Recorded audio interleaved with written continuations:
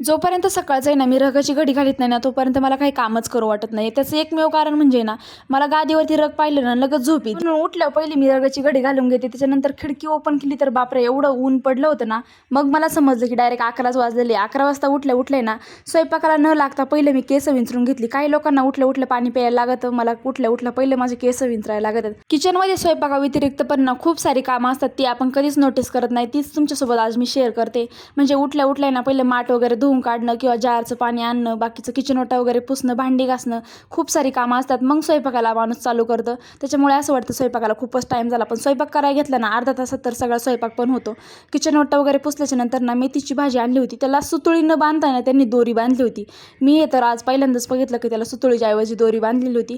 मस्त अशी भाजी निसून वगैरे घेतली होती तेव्हा लईच फ्रेश होती. पण सकाळी भाजी करायची होती आणि रात्री घेतली त्याच्यामुळे जास्त सुकलेली होती. मग मिरच्या वगैरे निसून घेतल्या आणि आज मला शेंगदाण्याची मिरची पण करायची होती. खूप दिवस झाले शेंगदाण्याची मिरची पण खाल्लेली नाही.